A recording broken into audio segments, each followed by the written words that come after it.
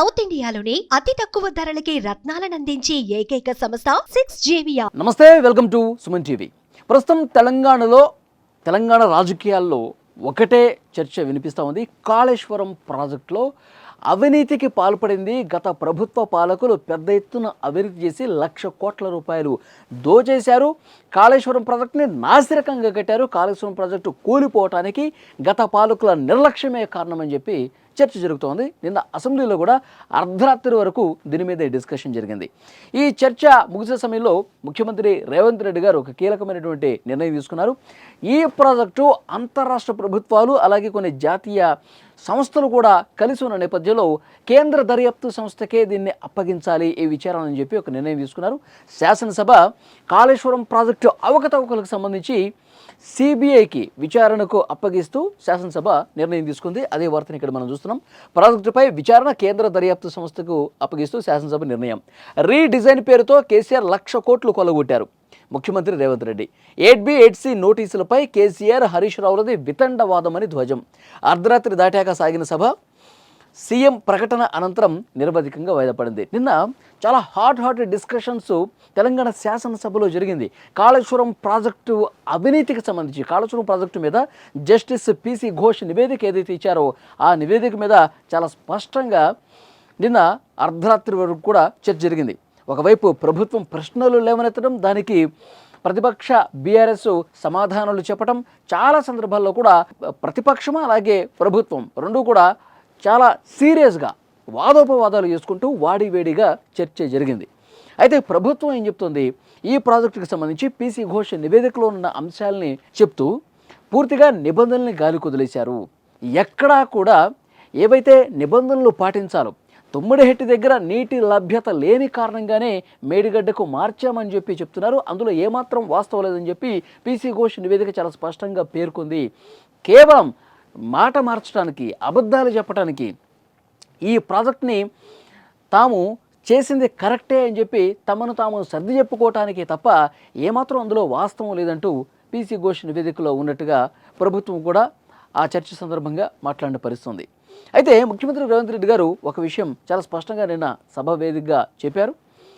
రేవంత్ రెడ్డి గారు ఏమంటారంటే NDSA నివేదిక కానీ, కాగ్ నివేదిక కానీ, విజిలెన్స్ కానీ, ఇప్పుడు PC ఘోష్ నివేదిక కానీ ఇవన్నీ కూడా చాలా స్పష్టంగా అవకతవకలు జరిగినాయి, అవినీతి జరిగింది, అధికారుల పాత్ర ఉంది, ప్రజాప్రతినిధుల పాత్ర ఉంది, వీళ్ళందరూ కూడా కుమ్మక్కైపోయి 1,00,000 కోట్ల రూపాయలు దుర్వినియోగం చేశారు, 1,00,000 కోట్ల రూపాయలు దోచుకున్నారు, కొల్లగొట్టారు, వీళ్ళని శిక్షించాల్సినటువంటి అవసరం ఉంది అని చెప్పి నొక్కి వక్కాణించినటువంటి పరిస్థితి ఉంది.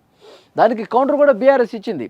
కానీ మరి ఇప్పుడు సిబిఐకి కోర్టులో బాల్ వేసిన నేపథ్యంలో సిబిఐ చేత దర్యాప్తు జరపాలని చెప్పి శాసనసభ నిర్ణయం తీసుకున్న నేపథ్యంలో ఏం జరుగుతున్నటువంటి ఒక ఇంట్రెస్ట్ అయితే దీంట్లో కనిపిస్తోంది. ఇంకొక ముఖ్యమైనటువంటి విషయం PC ఘోష్ నివేదికలో పొందుపరిచింది. ముఖ్యమంత్రిగా ఉన్నటువంటి కేసీఆర్ గారు అడ్మినిస్ట్రేటివ్ డెసిషన్స్ తీసుకున్నారు. ఆయన ఒక రాజకీయంగా ఎగ్జిక్యూటివ్ నిర్ణయాలు మాత్రమే పరిమితం కాకుండా ప్రతి ఒక్క విషయంలో బ్యారేజీల నిర్మాణంలో కావచ్చు, అంటే క్యాబినెట్కి ఏమాత్రం ఆమోదం లేకుండా వ్యాప్కోస్కి సంస్థకి ప్రాణహిత చెవిళ్ల ప్రాజెక్టు పునరాకృతికి సంబంధించి ఒక సర్వే చేయమని చెప్తే ఆ సర్వే రిపోర్ట్ రాకముందే, వ్యాప్కోస్ నివేదిక రాకముందే క్యాబినెట్ డెసిషన్ తీసేసుకుంది. అంటే క్యాబినెట్కి ఏమాత్రం కొన్ని సందర్భాల్లో సంబంధం లేకుండా ముఖ్యమంత్రి గారి నిర్ణయాలు తీసుకోవటం, మంత్రి గారికి ఆదేశాలు ఇవ్వటం, ఇవన్నీ కూడా జరిగిపోయినాయి. అప్పుడు ఆర్థిక మంత్రిగా ఉన్నటువంటి ఈటెల రాజేందర్ బాధ్యత కూడా దీంట్లో ఉంది.